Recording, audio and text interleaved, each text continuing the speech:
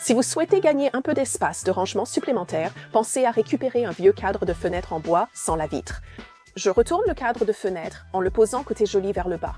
J'utilise 8 crochets à tasse simples du magasin à 1 $ que j'ai préalablement peints en noir à la bombe et j'en sélectionne 4 pour l'étape suivante.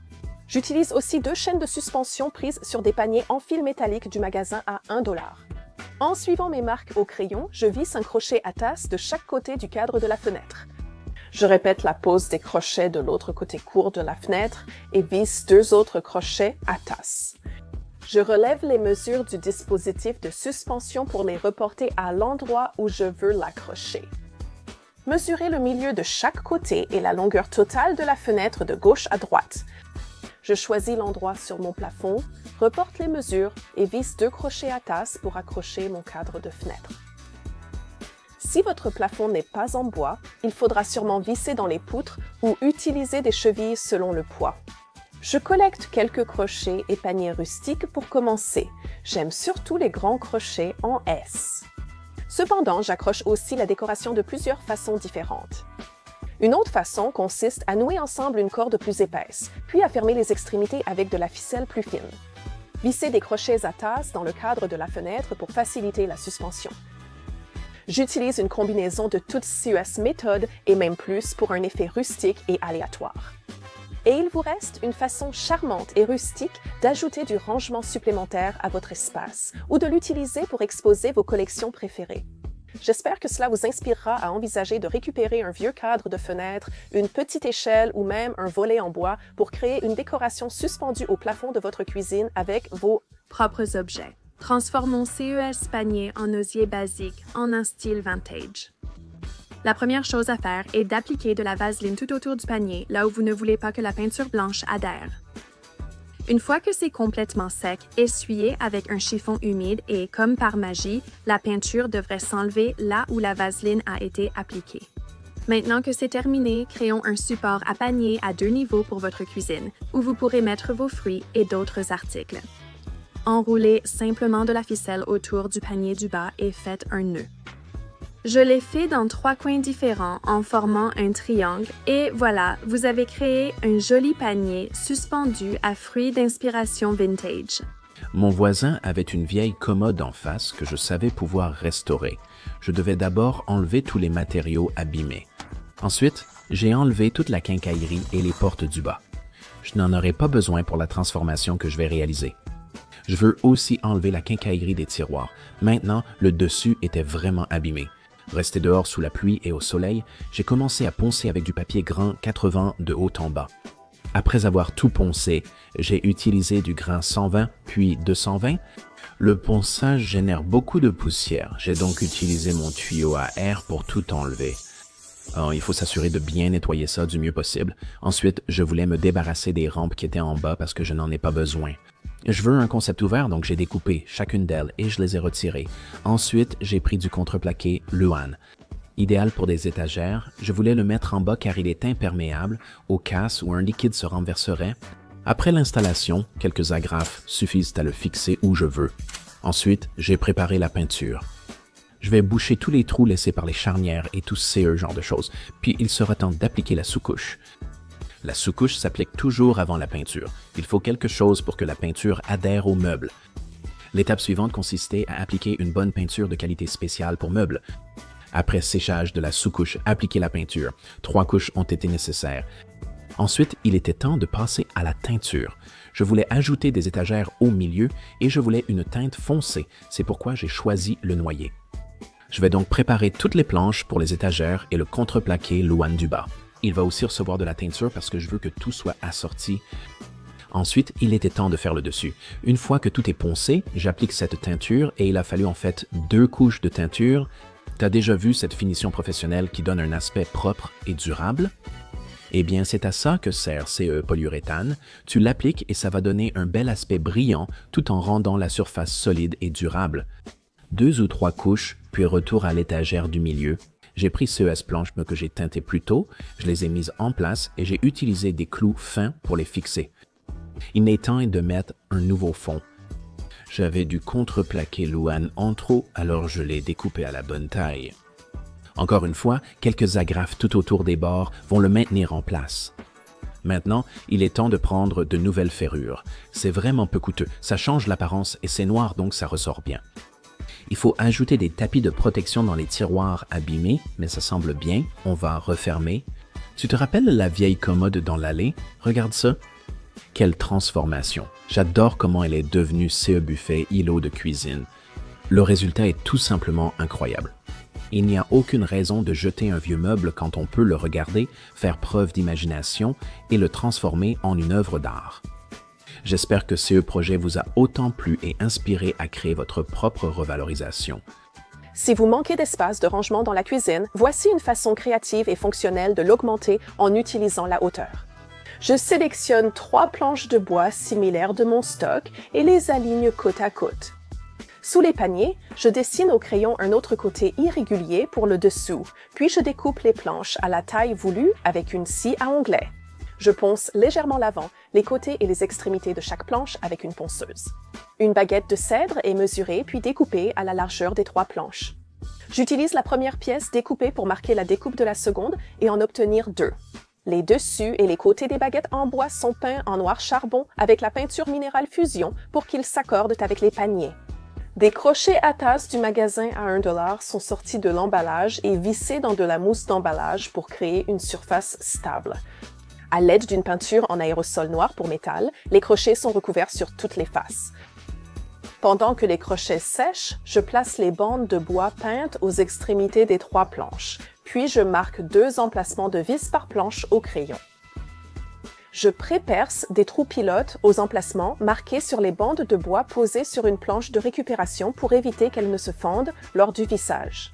En positionnant les planches en place, j'insère de petites vis noires dans chaque trou, puis je les visse par petites impulsions avec la perceuse sans fil jusqu'à CE qu'elles soient juste fixées. Après avoir fixé les planches assemblées au mur, j'ai maintenant une meilleure possibilité d'utiliser un niveau pour installer les paniers. Je place le premier panier près du bas, je visse un crochet à tasse à l'extrémité droite du panier, puis j'utilise un niveau pour vérifier l'emplacement du deuxième crochet à tasse.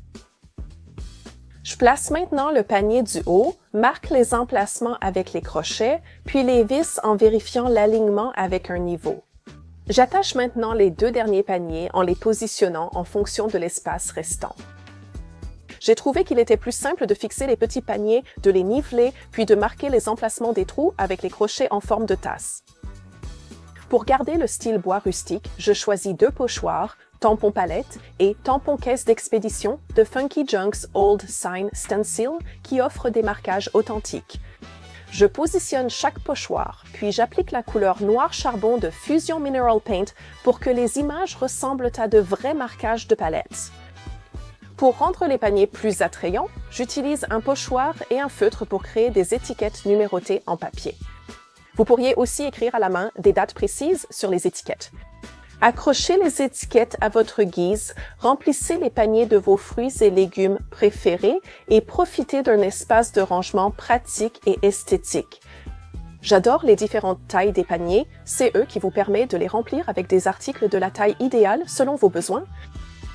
Les marquages de caisse sur le bois rendent vraiment cette pièce authentique et originale, non?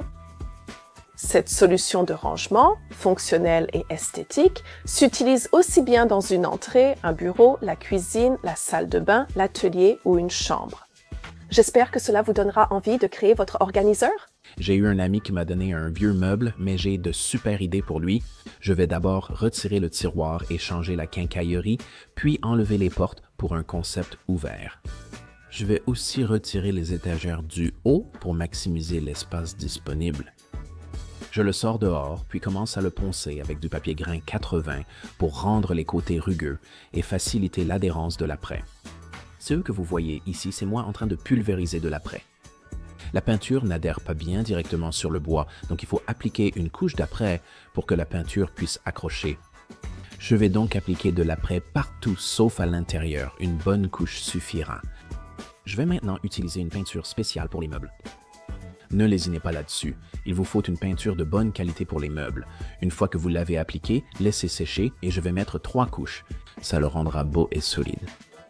Une fois la peinture appliquée, je vais passer à des panneaux de briques. C'est facile à découper. Je vais le marquer et je vais commencer à placer ça à l'intérieur du meuble du haut, là-bas. Je peux le mettre en place. J'utilise de la colle et des agrafes pour le fixer. Après avoir mis ça en place, je découpe un petit carré. Voici une surprise.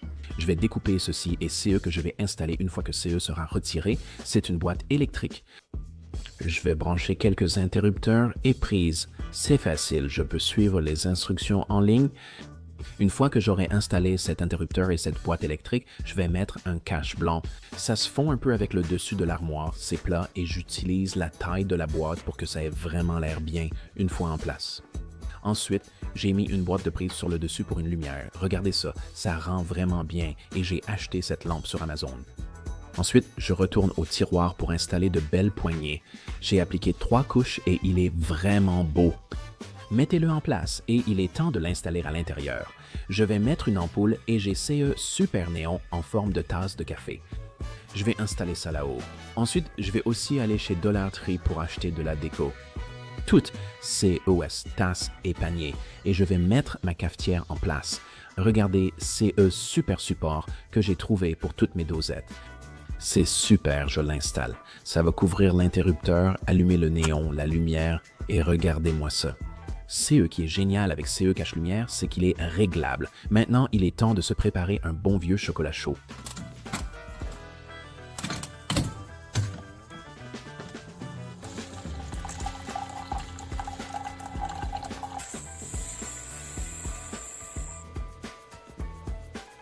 Une fois que j'ai tout préparé, oh regardez comme c'est incroyable CE que ça donne. J'ai restauré une armoire de 70 ans avec soin, lui donnant un superbe look industriel.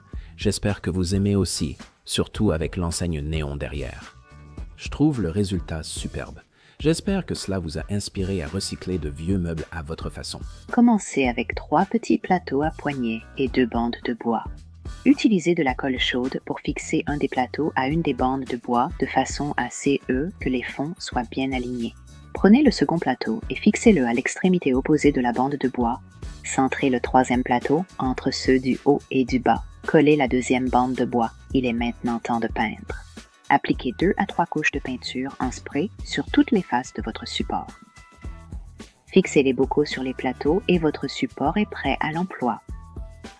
Il peut contenir des produits secs comme café, farine et pâtes sur votre plan de travail. Rangez des encas dans des bocaux au garde-manger pour y accéder facilement. Je faisais les vides-greniers et j'ai trouvé cette commode. Je voulais d'abord la mettre à ma hauteur et enlever tous les tiroirs pour faciliter le travail. Après avoir sorti les tiroirs, j'ai vu que c'était sale et j'ai tout nettoyé avec mon souffleur d'air. De plus, le fond était vraiment en mauvais état. Il y avait du ruban adhésif et l'étagère était simplement faite de CE matériaux en carton, donc je devais m'en débarrasser. Aussi, il ne faut pas oublier que je n'avais pas besoin des tiroirs du milieu. Je vais garder le premier en haut, mais pas les autres. J'ai utilisé mon outil oscillant pour retirer le cadre. Une fois que j'ai terminé ça, l'étape suivante que je voulais faire était de prendre une planche de contreplaqué de 6 mm, de la couper et d'en faire ma nouvelle étagère. Ainsi, c'est plus solide que le carton et a un bel aspect une fois posé.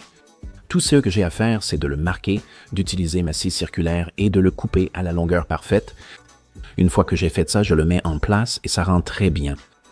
L'étape suivante, c'est d'apprêter tout le projet. Il faut mettre une bonne couche d'apprêt.